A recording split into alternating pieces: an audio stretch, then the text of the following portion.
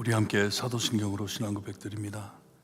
전능하사 천지를 만드신 하나님 아버지를 내가 믿사오며 그 외아들 우리 주 예수 그리스도를 믿사오니 이는 성령으로 잉태하사 동정녀 마리아에게 나시고 본디오 빌라도에게 고난을 받으사 십자가에 못 박혀 죽으시고 장사한 지 사흘 만에 죽은 자 가운데서 다시 살아나시며 하늘에 오르사 전능하신 하나님 우편에 앉아 계시다가 저희로서 산 자와 죽은 자를 심판하러 오시리라. 성령을 믿사오며 거룩한 공예와 성도가 서로 교통하는 것과 죄를 사하여 주시는 것과 몸이 다시 사는 것과 영원히 사는 것을 믿사옵나이다. 아멘. 찬송가 341장입니다. 341장 찬송합니다.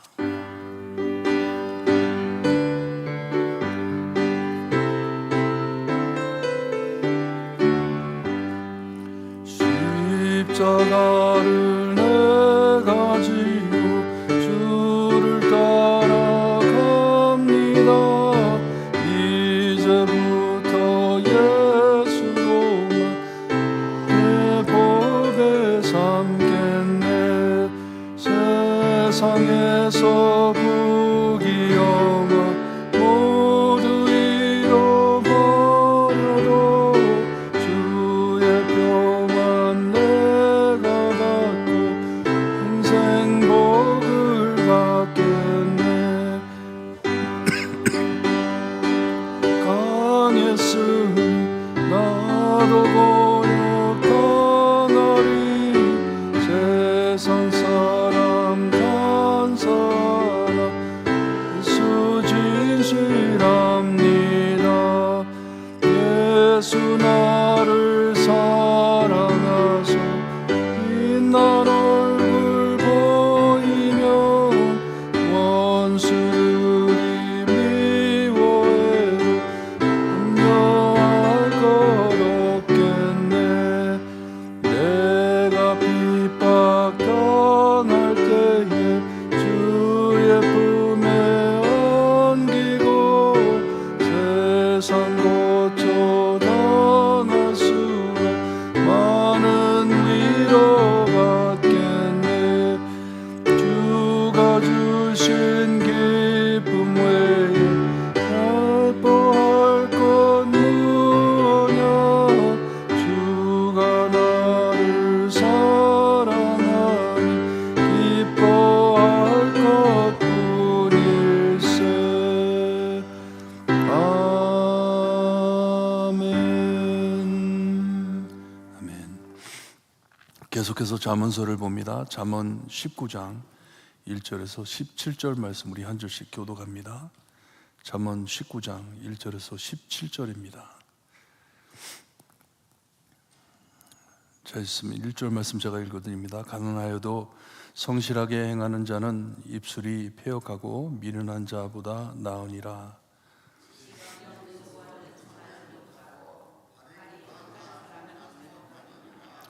사람이 미련함으로 자기 길을 굽게 하고 마음으로 여호와를 원망하느니라.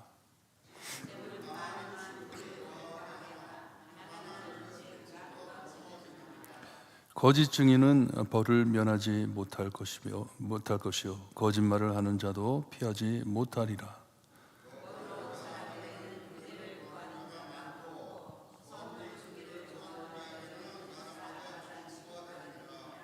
가난한 자는 그의 형제에게도 미움을 받거든 하물며 친구야 그를 멀리하지 아니하겠느냐. 따라가며 말하려 할지라도 그들이 없어졌느니라.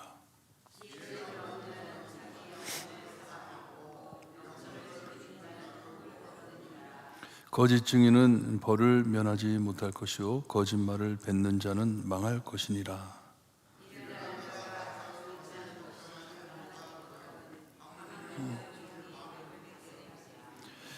노하기를 더디하는 것이 사람의 슬기요 허물을 용서하는 것이 자기의 영광이니라.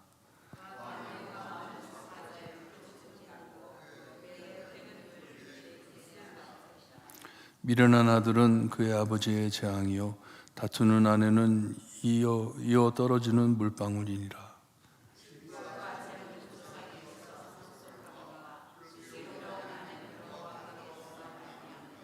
게으름이 사람으로 깊이 잠들게 하나니 태만한 사람은 줄일 것이니라.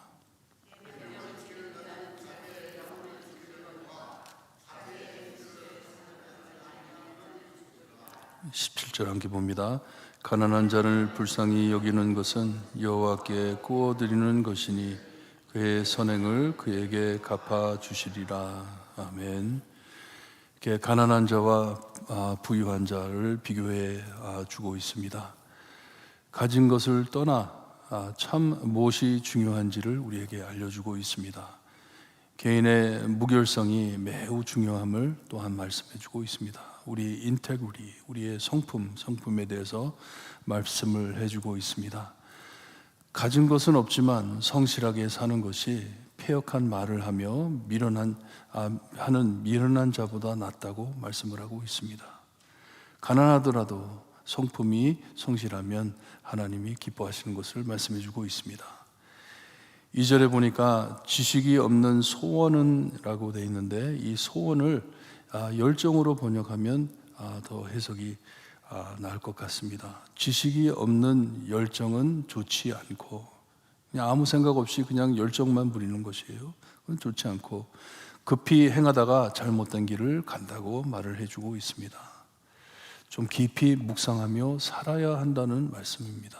우리들은 3절에 사람이 미련함으로 자기에게를 굽게 하고 마음으로 여호와를 원망하느니라 하는데, 여기에는 미련하게 행하고서는 닥쳐오는 모든 어려운 일을 하나님께 원망한다는 것이에요. 잘못은 자기가 해놓고 잘못에 대한 것은 내가 책임을 져야 하는데 그것을 하나님께 밀어제기는 것이에요. 원망을 다른 데 하는 것이에요. 하나님께 자기의 모든 상황을 원망한다 말씀을 합니다. 미련하기 때문에 그렇다고 말씀을 해줍니다.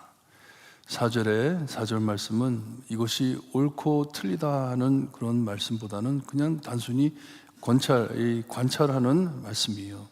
돈 많은 사람은 친구가 따르지만 가난해지면 있던 친구도 사라진다라고 말을 합니다. 돈이 있을 때는 사람들이 그를 많이 찾아오지만 돈을 다 잃고 아무것도 없어질 땐 있던 친구도 달아나 버린다 말씀을 해줍니다. 5절에 이 잠언에서 자주 나오는 말씀인데, 거짓말쟁이들은 꼭 벌을 받을 것이다 말씀을 합니다. 피하지 못한다. 이 법정에 달려있는 포스터처럼 이렇게 말씀해 주는 것이에요. 거짓말하면 하나님께 벌을 받는다. 이렇지 못할 때도 있지만 하지만 하나님의 원칙임을 말씀해 주는 것이에요. 그러니 끝에 가선 벌을 받을 것이다 하는 말씀입니다. 6절에 보니까 너그러운 사람이라 되어 있는데, 너그러운 사람이 지배자예요. 높은 사람이에요. 무엇이 있기 때문에 그가 높은 위치에 있는 것을 말씀해 주는데, 이것도 현실적인 관찰입니다. 그냥 바라보는 것이에요. 참 세상이 이렇다. 무엇을 얻을 것을 가진 자에겐 옆에 붙어 있는 자들이 많고, 선물 주는 자에게는 사람들이 붙는다 하는 것이에요. 그러니 그 사람이 좋아서, 그 사람이 참 같이 있기가 즐거워서 그런 것보다는 그냥 이기적인 원인 때문에 이런 사람들을 가까이 한다 하는 것이에요. 얻을 것이 있기 때문에 이런 있는 사람들, 너그러운 사람들, 선물 주는 사람들에게 사람이 붙는다 말씀을 해주고 있습니다. 7절에 또 가난한 자, 가족도 피하니 친구들은 더하지 않겠냐 말을 합니다. 무엇이 있었을 때에는 옆에 같이 있다가 또 가난해지고 나니까 친척들도 달아나는데 친구들이 너한테 붙어 있겠냐 하는 말씀이에요. 한때 옆에 잘 있었는데 가난해지자 눈 비비고 찾아도 없다 말을 합니다. 아무리 소리 지르며 따라가도 자기에게 신경을 안 쓴다 하는 것이에요. 그러니 나를 진정 사랑하는 사람이 누구인지, 무엇 때문에 나를 사랑했는지, 무엇 때문에 나를 가까이 했는지, 모든 것이 참 이 잘못된 것으로 친해졌으면 다 사라진다는 것을 우리에게 밝혀주고 있습니다. 8절에 보니까 지혜를 얻는 자는 자기의 영혼을 사랑하고 명철을 지키는 자는 복을 얻는다고 말씀을 합니다. 이렇게 지혜와 명철이 참 중요한 것을 우리에게 말씀해 주고 있습니다. 참 이 지혜와 명철이 우리를 위해 지켜주는 것이 생명이고 하나님의 축복임을 말씀해 주고 있어요. 그러니 지혜와 명철이 몹시 소중한 것을 알고 그것을 따르라 하는 것이에요. 9절에 보니까 9절 말씀이 5절 말씀과 비슷한 말씀입니다. 똑같은 말이에요. 거짓말하는 사람 하나님께서는 싫어하시는 것을 또다시 말해주고 있습니다. 거짓 증거하는 사람을 싫어하신다는 것이에요. 10절에 보니 삶 안에 모순된 일을 지적해 주고 있습니다. 우리가 삶을 살 때 참 이렇게 잘못 어긋난 일들이 있는데 참 미련한 자가 사치하는 것이 정당하지 않다 말을 하고서는 그러니 하물며 종이 방백을 다스리는 일이 얼마나 더 모순된 일이냐 하면서 말씀해 주고 있습니다. 이렇게 세상 안에는 이렇게 참 정의를 벗어난 모순된 일들이 있다 말씀해 주고 있어요. 11절을 보게 되면 이 슬기로운 사람의 슬기롭기 때문에 노하기를 더디한다 말씀을 해줍니다. 지혜가 있기 때문에 이 사람은 노하기를 더디한다. 너그러움이 여유가 있음을 말씀해 주고 있습니다. 근데 속히 복수하고 따지지 않고 복수하려는 이런 마음이 없는 것은 지혜가 있기 때문에 슬기롭기 때문에 그렇게 하는 것이다. 여유 있게 산다. 너그럽게 행할 수 있다는 말씀이에요. 12절을 보니까 왕의 노함은 사자의 부르짖음 같다. 무섭다는 것이에요. 왕이 화가 나 있을 때는 참 무섭다. 우리의 생명을 뺏을 수 있기 때문에 무섭다. 하지만 그의 은택은 풀 위에 이슬 같다고. 왕이 기분이 좋아가지고 너그럽게 행할 때 상쾌하다는 것이에요. refreshing. 13절을 보니까 미련한 아들을 가진 자는 모든 것을 가져도 참 이 재앙과 같다, 망한다 하는 것이에요. 모든 것을 가졌는데 자기가 소원하는 거 다 가졌지만 미련한 아들이 있다면 그 사람은 망한 사람이다 라고 말을 합니다. 이 두 번째, 다투는 아내는 이어 떨어지는 물방울이라고 말을 하는데 이 측정할 수 없는 성가심을 말씀해 주고 있습니다. 좀 쉬려고 그러는데 똑 하면서 물이 떨어지면 성스럽잖아요. 참 귀찮잖아요. 이와 같이 참 큰 불행이다. 그냥 어떤 게 더 나은 것인지, 이 미련한 아들을 가진 것이 더 참 안 좋은 것인지, 이 다투는 아내를 가진 것이 참 안 좋은 것인지 하면서 삶을 한탄하는 것이에요.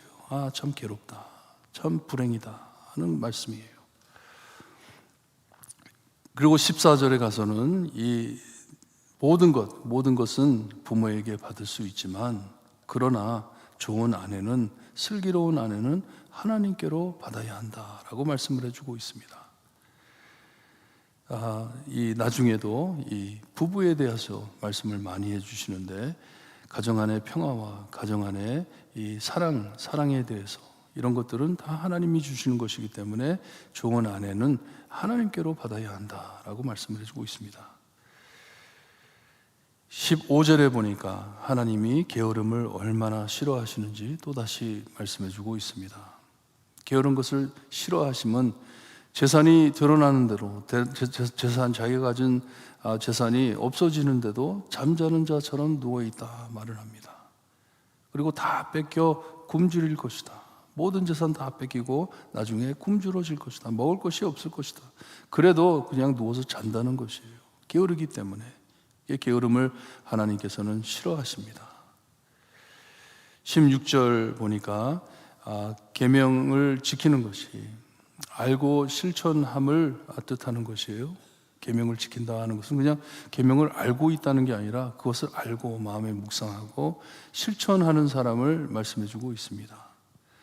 이런 사람은 하나님의 말씀과 하나님의 지혜를 지키며 사는 사람은 생명을 지키는 것이고 멋대로 사는 자는 죽음을 향해 달려간다고 말씀을 해주고 있습니다. 그러니 하나님의 지혜, 하나님의 계명, 하나님의 말씀을 잘 따라 살아야 된다 하는 말씀이에요.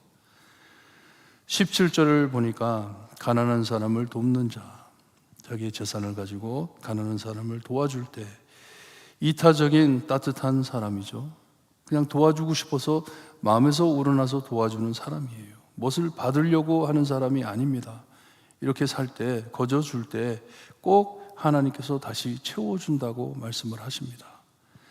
물질만이 아니더라도 만족으로도 채워주시고 사랑으로도 채워주시고 은혜로도 채워주시는 것을 말씀해 주는 것이에요. 남을 도울 때 자신은 항상 참 그러기에, 그렇게 살아왔기에 있어도 참 하나님께서는 그렇지 않은 것을 잊지 않는다고 말씀을 하는 것이에요. 항상 그렇게 살아왔기 때문에 남을 도와주는데 하나님께서 나에게 뭐를 주기를 바라면서 그렇게 하는 것이 아니다. 그냥 마음에 있는 모든 것을 다 해가지고 거저 주었을 때 하나님께서는 그것을 잊지 않을 것이다 말씀을 해 주십니다. 이렇게 17절을 보았는데 너무나도 다양하게 한 말씀 한 말씀이 지혜로운 말씀인데 이렇게 같이 엮여지는 내용이 별로 없는 것 같아요. 이 솔로몬은 자기 아들에게, 듣는 자에게 자기의 머리에 있는 지혜를 다 알려주고 있습니다. 우리는 이렇게 살아야 된다. 세상에서는 이런 것이 맞다고 생각할지 모르겠지만 우리는 하나님의 뜻대로 하나님의 지혜를 가지고 살아야 한다. 그러니 잠언은 깊이 묵상하고 실천해야 하는 말씀입니다. 그냥 듣고 그렇구나 하고 지나가는 것이 아니라 하나씩 하나씩 말씀을 잡고 묵상해 가면서 내가 이것을 어떻게 적용을 해야 하는지 우리 삶에 적용을 하면서 실천하며 살아야 하는 것이에요. 저는 오늘 말씀을 묵상하면서 6절이 마음에 다 오더라고요. 너그러운 사람은 은혜를 구하는 자가 많고 선물 주기를 좋아하는 자에게는 사람마다 친구가 되느니라 말씀하셨는데 이것을 하나님으로 생각을 해봤어요. 하나님을 내가 사랑한다고 하는데 하나님을 따른다고 하는데 내가 왜 하나님을 사랑하는지, 내가 왜 하나님이 옆에 있고 싶어하고 왜 사람들이 하나님을 따르고 있는지, 정말 하나님이 너무나도 좋아서 하나님을 사랑해서 내가 하나님 옆에 있는 것인지, 아니면 하나님이 가지고 있는 것이 탐나서 내가 하나님 옆에 있는 것인지, 하나님 나에게도 하나님 가진 그 복 나에게도 좀 주세요. 어떻게 하면 저 복을 내가 얻을 수 있을까? 그래서 하나님 옆에 있는 것인지, 아니면 내가 진정 하나님을 사랑하기 때문에, 하나님이 나를 사랑해 주시기 때문에 내가 하나님 옆에 있는지 깊이 묵상하게 됐습니다. 사람들이 그렇잖아요. 자기에게 무슨 이득이 있으면 그 사람에게 붙어 있지만 아무런 거기서 거둘 곳이 없을 때 사람들을 차 없애버리잖아요. 우리는 그렇게 살아서는 안 되고 정말 사랑하는 마음으로 하나님의 마음을 품고 내 이웃을 돕고 살 때, 가난한 자들도 돕고 하나님께서 마음이 가 있는 그 사람들을 사랑하면서, 세상에서는 인정하지 못하고 세상에서 버림당한 사람들 우리도 외면하며 사는 것이 아니라 그런 사람들을 사랑하며 살 때 이것이 하나님의 마음이구나, 하나님이 우리를 이렇게 사랑해 주시는 것이구나, 나에게 얻을 것이 아무것도 없으신데 왜 나를 이렇게 사랑하시나, 하나님의 사랑을 발견하리라 믿습니다. 여러분 잠언서 계속 읽으시면서 그냥 읽고 잊어버리지 마시고 계속 다시, 영어로는 revisit이라고 그러죠. 다시 돌아오셔서 다시 또 묵상하시면서 하나님 정말 하나님의 지혜로 살겠습니다. 참 하나님 따라가시는 여러분들 되시기를 주님의 이름으로 축원합니다. 기도드립니다. 하나님, 하나님의 묘한 말씀, 삶으로 얻은 지혜, 하나님께서 주신 말씀으로 얻은 지혜를 실천해가며 살라고 솔로몬은 참 아들에게, 듣는 자들에게 지적해주고 있습니다. 모순된 세상 안에 정말 진실을 지키지 못하고 이며 서로 헐트하면서 사는 이 세상 안에 하나님의 참 사랑을 보여주시고 하나님께서 어떻게 살기를 바라는지를 말씀으로 통해 우리에게 알려주시니 감사합니다. 이 말씀 마음속 깊이 참 새겨놓고 하나님 말씀 묵상하면서 하나님이 기뻐하시는, 하나님이 원하시는 삶을 살아드릴 수 있게, 지혜롭게 살 수 있게 하나님 우리를 늘 인도하여 주시옵기를 간절히 바라고 나며 예수 그리스도의 이름으로 기도드리옵나이다. 아멘. 하늘에 계신 우리 아버지여, 이름이 거룩히 여김을 받으시오며 나라의 임하옵시며 뜻이 하늘에서 이루어진 것 같이 땅에서도 이루어지리다.